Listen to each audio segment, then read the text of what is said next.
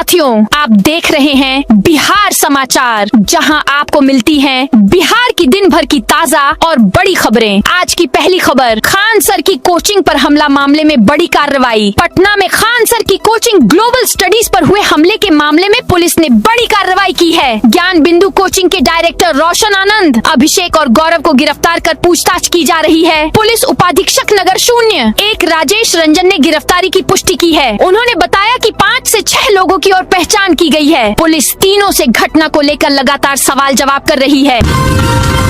उद्योग विभाग की समीक्षा बैठक में मुख्यमंत्री सम्राट के निर्देश, कई अहम बैठकों में भी होंगे शामिल। मुख्यमंत्री सम्राट चौधरी आज कई महत्वपूर्ण बैठकों और कार्यक्रमों में हिस्सा लेंगे। उद्योग, खेल, सामाजिक विकास, जनसेवा और ऊर्जा क्षेत्र से संबंधित कार्यक्रमों में भाग लेते हुए वे कई विभागों की कामों की समीक्षा करेंगे और अधिकारियों को आवश्यक दिशा निर्देश देंगे। दिन भर चलने वाले इस कार्यक्रम में राज्य में निवेश बढ़ाने, खेल प्रतिभाओं को बेहतर सुविधाएं उपलब्ध कराने, सामाजिक क्षेत्र की योजनाओं को प्रभावी बनाने और अक्षय ऊर्जा को प्रोत्साहित करने जैसे विषय प्रमुख रूप से केंद्र में रहेंगे। मुख्यमंत्री ने 50 करोड़ 13 लाख की योजनाओं की दी सौगात। बरबीघा प्रखंड स्थित सामस बुजुर्ग पंचायत में आयोजित सहयोग शिविर के दौरान मुख्यमंत्री सम्राट चौधरी ने जिले वासियों को विकास योजनाओं की बड़ी सौगात दी। मुख्यमंत्री ने विभिन्न विभागों की कुल 62 योजनाओं का उद्घाटन एवं शिलान्यास किया, जिनकी कुल लागत 50 करोड़ 13 लाख 17 हजार रूपए है। मुख्यमंत्री ने 16 करोड़ 71 लाख 21 हजार रूपए की लागत से तैयार 51 योजनाओं का उद्घाटन किया, जबकि 33 करोड़ 41 लाख 96 हजार रूपए की लागत वाली 11 नई योजनाओं का शिलान्यास किया। बिहार के छोटे व्यापारियों के लिए खुशखबरी, अब फ्री में होगा दुकान का रजिस्ट्रेशन। बिहार सरकार ने छोटे व्यापारियों और दुकानदारों को बड़ी राहत देते हुए 10 से कम कर्मचारियों वाले प्रतिष्ठानों के लिए निबंधन रजिस्ट्रेशन की अनिवार्यता खत्म कर दी है। इस फैसले का Bihar chamber of commerce and industries ने स्वागत किया है और इसे व्यापार को आसान बनाने वाला कदम बताया है। बसों का किराया 200 रूपए तक बढ़ा। परिवहन निगम ने स्टेट और सिटी बसों का किराया 10 से 15% बढ़ा दिया है। परिवहन निगम की करीब 1500 बसों में सफर करने वाले यात्रियों अब ज्यादा पैसे देने होंगे। लंबी दूरी के बसों के लिए किराया 200 रूपए तक बढ़ा है। वहीं बिहार मोटर ट्रांसपोर्ट फेडरेशन ने 8 जून से करीब 40,000 प्राइवेट बसों का किराया बढ़ाने के लिए निर्णय लिया है। इस फैसले से राज्य में सफर करने वाले करीब 16 लाख यात्रियों पर अतिरिक्त बोझ बढ़ेगा। ऑटो चालकों ने लोकल में 5 रुपए किराया बढ़ा दिया है। बिहार में बड़ा शिक्षा बदलाव, प्राथमिक स्कूलों से हटेंगे बीएड शिक्षक। बिहार की स्कूली शिक्षा व्यवस्था में बड़ा बदलाव होने जा रहा है। शिक्षा विभाग नई ट्रांसफर और कैडर पुनर्गठन नीति पर काम कर रहा है, जिसके तहत प्राथमिक स्कूलों में अब बीएड डिग्रीधारी शिक्षक नहीं पढ़ा पाएंगे। यह बदलाव लागू होने पर स्कूलों में शिक्षक तैनाती का पूरा ढांचा बदल जाएगा। बंगाल में सख्ती के बाद नेपाल बिहार बॉर्डर पर बड़ी चौकसी। पश्चिम बंगाल में अवैध रूप से रह रहे विदेशी नागरिकों और फर्जी दस्तावेजों के सहारे निवास कर रहे लोगों के खिलाफ तेज हुई कार्रवाई का असर अब सीमावर्ती बिहार नेपाल क्षेत्र में भी दिखाई देने लगा है। सुरक्षा एजेंसियों को आशंका है कि कार्रवाई के दबाव में कुछ संदिग्ध तत्व सीमावर्ती रास्तों का उपयोग कर बिहार और नेपाल की ओर रुख कर सकते हैं। इस संभावना को देखते हुए किशनगंज जिले से सटे भारत नेपाल सीमा क्षेत्र में सुरक्षा व्यवस्था को अभूतपूर्व रूप से मजबूत किया गया है। जेडीयू ऑफिस में गायब मिले निशांत, अचानक पहुंचे नीतीश कुमार। बिहार के पूर्व मुख्यमंत्री नीतीश कुमार आज बुधवार को अचानक जनता दल यूनाइटेड के प्रदेश कार्यालय पहुंच गए। संयोग ऐसा रहा कि जिस जन सुनवाई कार्यक्रम में उनके बेटे निशांत कुमार समेत अन्य नेताओं को लोगों की समस्याएं सुननी थी, उसी कार्यक्रम में कोई भी मौजूद नहीं मिला। जानकारी के अनुसार आज जदयू कार्यालय में आयोजित जन सुनवाई कार्यक्रम की जिम्मेदारी निशांत कुमार, दामोदर रावत और रत्नेश सदा के पास थी। लेकिन जब नीतीश कुमार अचानक प्रदेश कार्यालय पहुंचे तो कर्पूरी सभागार में इनमें से कोई भी नेता मौजूद नहीं था। गर्मी में कई स्पेशल ट्रेनों का परिचालन बढ़ा। पूर्वोत्तर भारतीय रेलवे ने गर्मी की छुट्टियों और यात्रियों की बढ़ती भीड़ को देखते हुए कई स्पेशल ट्रेनों के परिचालन का विस्तार करने का निर्णय लिया है। इस कदम से पूर्वोत्तर भारत, पश्चिम बंगाल, बिहार और दक्षिण भारत के बीच यात्रा करने वाले यात्रियों को बड़ी राहत मिलेगी। राबड़ी आवास खाली करने के नोटिस पर विवाद बढ़ता जा रहा है। राबड़ी देवी ने कहा था, हम बंगला खाली नहीं करेंगे, फोर्स बुलाकर खाली करवा लो। इस पर सीएम ने जवाब देते हुए कहा, बंगला खाली होकर रहेगा, कोई माई का लाल बंगला खाली करवाने से नहीं रोक सकता। ये किसी की बपौती नहीं। अब राबड़ी देवी के बेटी तेज प्रताप यादव कहा है कि हम भविष्यवाणी करते हैं, 9 महीने के अंदर सम्राट सीएम की कुर्सी से हटेंगे। मुख्यमंत्री के पद की गरिमा का सम्मान करना चाहिए, लेकिन वह अपनी कुर्सी का सम्मान करने में असफल साबित हो रहे हैं। बिहार में पिछले दिनों से लगातार आंधी बारिश हुई, जिससे लोगों को उमस भरी गर्मी से राहत मिली थी, लेकिन अब मौसम का मिजाज बदल गया है। राज्य के अधिकतर जिलों में मौसम सामान्य है। 4 जिलों का अधिकतम तापमान 40 डिग्री सेल्सियस के पार पहुंच गया है। मौसम विज्ञान केंद्र के अनुसार बिहार में बुधवार को 5 जिलों में भीषण गर्मी पड़ने की संभावना है। भारत ओमान समझौते से बिहार के मखाना एक्सपोर्ट को मिलेगा नया प्रोत्साहन। भारत और ओमान के बीच व्यापक आर्थिक साझेदारी समझौता लागू होने से बिहार के मखाना क्षेत्र के लिए नई संभावनाओं के द्वार खुले हैं। जब वैश्विक व्यापार अनेक चुनौतियों और अनिश्चितताओं से गुजर रहा है, यह समझौता बिहार जैसे कृषि प्रधान राज्य को अंतर्राष्ट्रीय बाजार में अपनी उपस्थिति और सशक्त बनाने का अवसर देता है।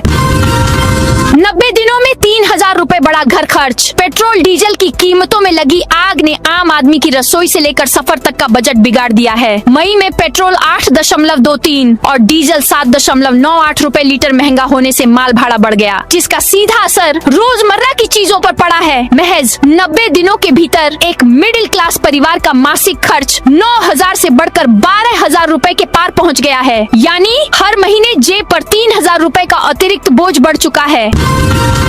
गयाजी में ट्रेन से 1 किलो सोना लूटकांड मामले में बड़ी कार्रवाई। गयाजी रेल थाना क्षेत्र के बहुचर्चित सोना लूटकांड मामले में पुलिस ने बड़ी कार्रवाई करते हुए तत्कालीन रेल थानाध्यक्ष सहित 3 आरोपियों के खिलाफ न्यायालय में आरोप पत्र दाखिल कर दिया है। नवंबर 2025 में ट्रेन में सफर कर रहे एक यात्री से पूछताछ के बहाने करीब 1 किलोग्राम सोना लूटे जाने के आरोप ने रेलवे महकमे में सनसनी फैला दी थी। मामले में 4 अन्य आरोपियों के खिलाफ अभी भी जांच जारी है।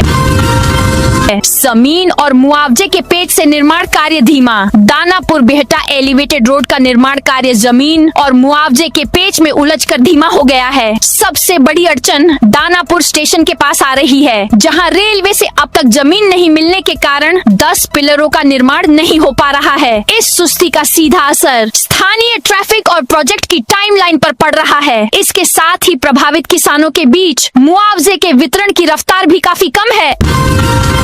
बिहार में मदरसों की जांच के लिए हर प्रखंड में बनेगी कमेटी। प्रदेश भर के मदरसों की जांच के लिए सभी प्रखंडों में 3 सदस्यीय कमेटी के गठन का आदेश शिक्षा विभाग के सचिव ने दिया है। सभी जिलों के डीएम को उनसे संबंधित राजकीय प्रस्वीकृत अनुदानित मदरसों की जांच करनी है। प्रखंड स्तर पर इनकी जांच के लिए जो 3 सदस्यीय कमेटी गठित करने का निर्देश जारी किया गया है, उनमें संबंधित प्रखंड के प्रखंड विकास अधिकारी या अंचलाधिकारी, प्रखंड शिक्षा पदाधिकारी व समीप के सरकारी हाई स्कूल के सीनियर प्रधानाध्यापक रहेंगे। इस कमेटी को 10 दिनों के भीतर शिक्षा विभाग को अपनी रिपोर्ट देनी होगी।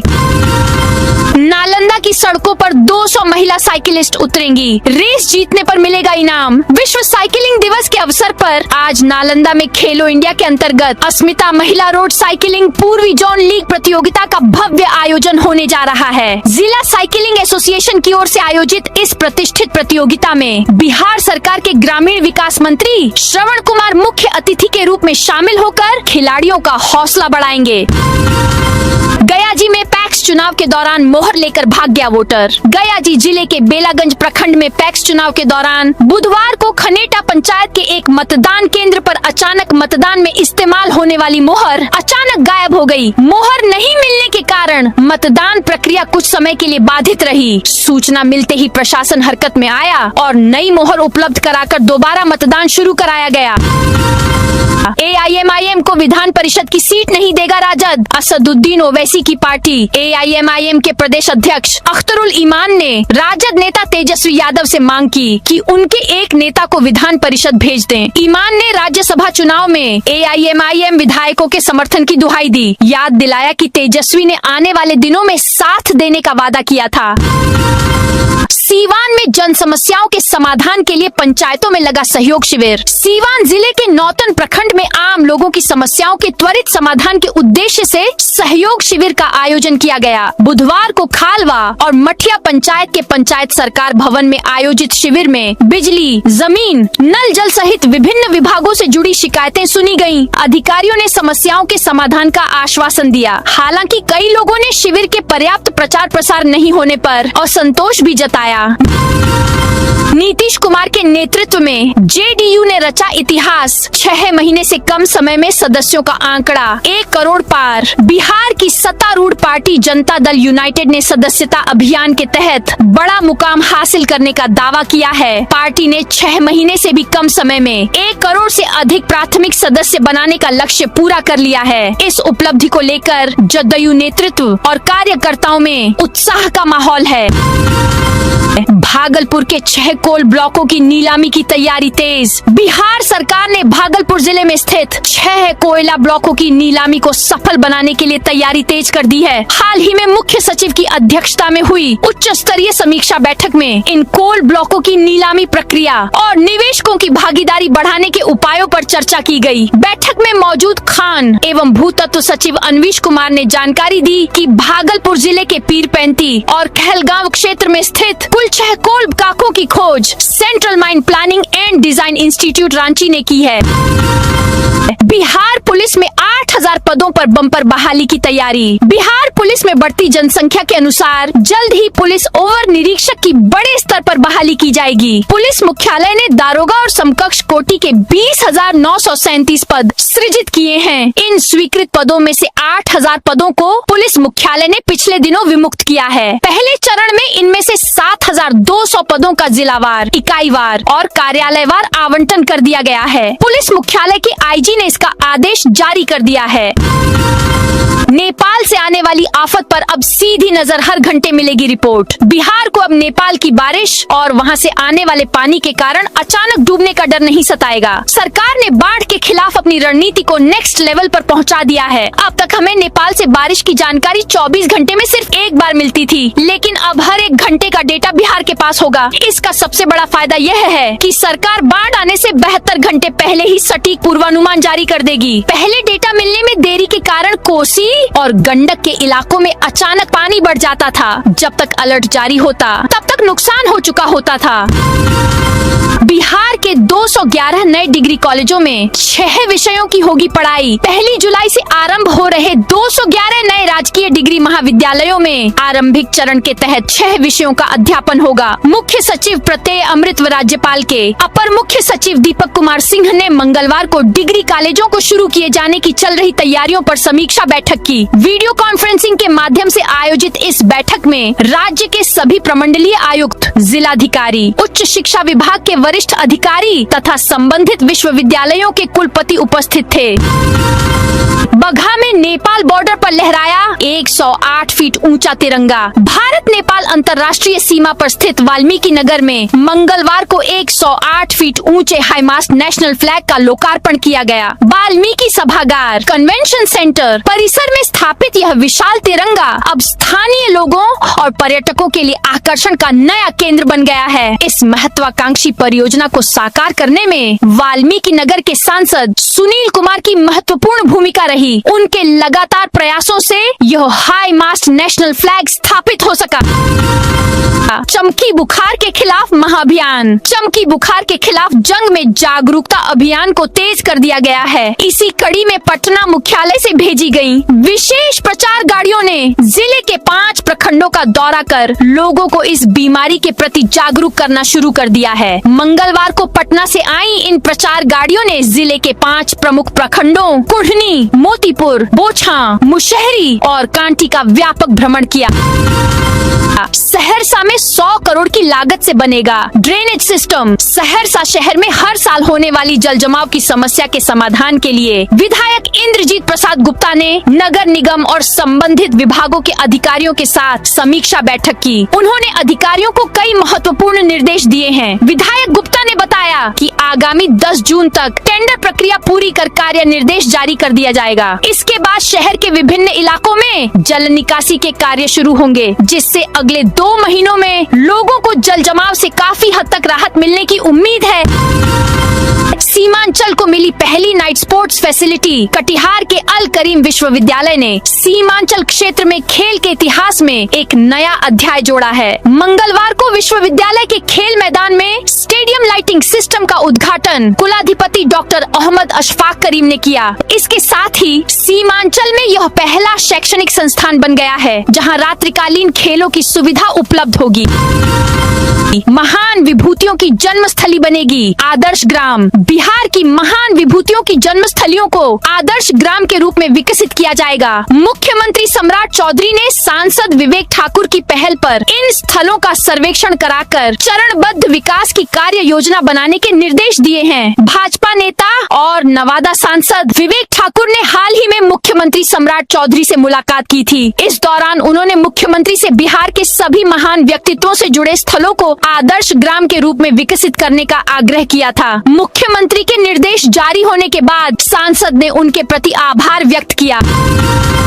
कोशी प्रक्षेत्र से 3 माह में 1115 तस्कर गिरफ्तार। कोशी प्रक्षेत्र को नशा मुक्त बनाने के उद्देश्य से चलाए जा रहे विशेष नशा मुक्त कोशी अभियान के तहत पुलिस को बड़ी सफलता मिली है। पिछले 3 महीनों के दौरान सहरसा, सुपौल और मधेपुरा जिलों में नशे के कारोबारियों और सेवनकर्ताओं के खिलाफ व्यापक कार्रवाई की गई है। इस अभियान का नेतृत्व कोशी प्रक्षेत्र के पुलिस उप महानिरीक्षक डॉक्टर कुमार आशीष कर रहे हैं। बरारी महादेवपुर घाट के बीच नाव सेवा निःशुल्क। मुख्यमंत्री के निर्देश पर बरारी घाट और महादेवपुर घाट के बीच निःशुल्क नाव सेवा संचालित की जा रही है। जिला प्रशासन ने स्पष्ट किया है कि इस मार्ग पर यात्रा करने वाले यात्रियों और मोटरसाइकिलों के परिवहन के लिए किसी प्रकार का शुल्क नहीं लिया जाएगा। प्रशासन के अनुसार नाव परिचालन के लिए निर्धारित राशि जिला प्रशासन द्वारा सीधे नाविकों के बैंक खातों में भेजी जा रही है, इसलिए यात्रियों से किराया वसूलने का कोई औचित्य नहीं है। दरभंगा में 4 से 6 जून तक लगेगा जॉब कैंप। 100 पदों पर होगी बहाली। दरभंगा में 4, 5 और 6 जून को जॉब कैंप लगेगा। कैंप युवा रोजगार एवं कौशल विकास विभाग की ओर से लगाया जाएगा, जिसका आयोजन विभिन्न प्रखंडों में होना है। सहायक निदेशक नियोजन एवं प्रादेशिक नियोजन दरभंगा के अनुसार 4 जून को SDC KYP सेंटर जाले, 5 जून को BSDC KYP centre Hanuman Nagar और 6 जून शनिवार को SDC KYP सेंटर केवटी में जॉब कैंप आयोजित होगा। सुबह 11 बजे से दोपहर 3 बजे तक कैंप लगेगा। भागलपुर में बाढ़ के कारण नहीं होगी बिजली की परेशानी। भागलपुर में आने वाले बाढ़ के मद्देनजर कहलगांव अनुमंडल के बाढ़ प्रभावित इलाकों में विद्युत आपूर्ति सुचारू रखने के लिए बिजली विभाग ने विशेष तैयारी शुरू की है। एकचारी विद्युत आपूर्ति प्रशाखा क्षेत्र के लोगों को इस बार बाढ़ के दौरान बिजली बाधित होने की सालों पुरानी समस्या से राहत मिलने की उम्मीद है। कहलगांव के कुलकुलिया से 11,000 वोल्ट की विद्युत लाइन बहियार क्षेत्र से होकर दुआबई, सनहौला, धनौरा, एकचारी, घोघा, खड़हरा, भोलसर, रसलपुर और कुआनाला सहित कई गांवों तक जाती है।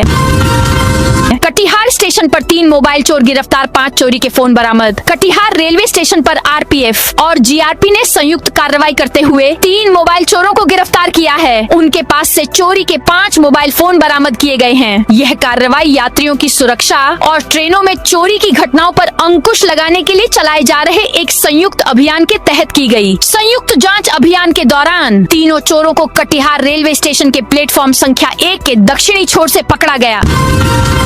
समस्तीपुर में बाढ़ सुखाड़ से निपटने की तैयारी, तेज जलभराव वाले क्षेत्रों की पहचान करने का आदेश। समस्तीपुर में मानसून को देखते हुए संभावित बाढ़ और सुखाड़ की स्थिति से प्रभावी ढंग से निपटने के लिए जिला प्रशासन ने तैयारियां तेज कर दी हैं। इसी क्रम में कलेक्ट्रेट में प्रभारी सचिव प्रणव कुमार की अध्यक्षता में आपदा प्रबंधन विभाग की एक महत्वपूर्ण समीक्षा बैठक आयोजित की गई। बैठक में जिले में आपदा प्रबंधन से जुड़ी तैयारियों की विस्तृत समीक्षा की गई।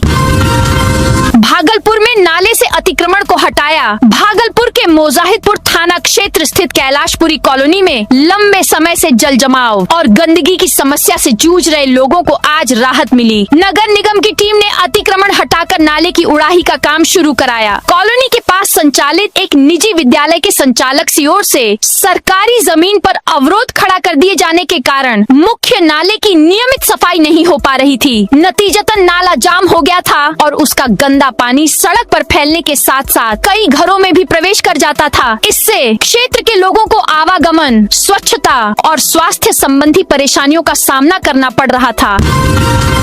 हाटे बाजार एक्सप्रेस पूर्णिया मधेपुरा रूट से नहीं चलेगी। कटिहार रेल मंडल में चल रहे दोहरीकरण और इलेक्ट्रॉनिक इंटरलॉकिंग कार्य के कारण रेलवे प्रशासन ने 12 जून को सहरसा सियालदह हाटे बाजार एक्सप्रेस के परिचालन मार्ग में बदलाव किया है। यह ट्रेन पूर्णिया बनमनखी मधेपुरा मार्ग के बजाय मानसी नवगछिया कटिहार होकर संचालित होगी।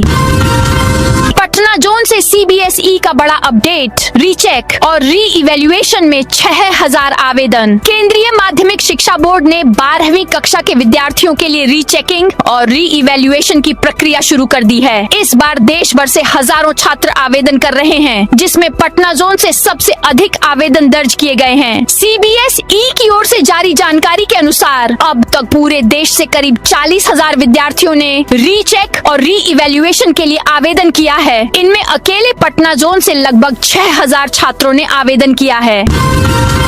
मौत के 4 महीने बाद होगा खामनेई का अंतिम संस्कार। ईरान के सुप्रीम लीडर रहे अयातुल्ला अली खामेनेई की मौत के लगभग 4 महीने बाद उन्हें दफनाया जाएगा। खामेनेई को उनकी अंतिम इच्छा के मुताबिक मशहद शहर में शिया इस्लाम के चर्चित इमाम रजा के पवित्र दरगाह परिसर के पास दफनाया जाएगा। इस्लामिक रिवोल्यूशनरी गार्ड कॉर्प्स के मुताबिक खामेनेई को 21 जून के आसपास आखिरी विदाई दी जा सकती है। 28 फरवरी को तेहरान में उनके आवास पर हुए अमेरिका इजराइल के हमले में उनकी मौत हो गई थी। तो दोस्तों, यह थी आज बिहार की दिन भर की ताजा और बड़ी खबरें। अब कल मिलते हैं नई खबरों के साथ।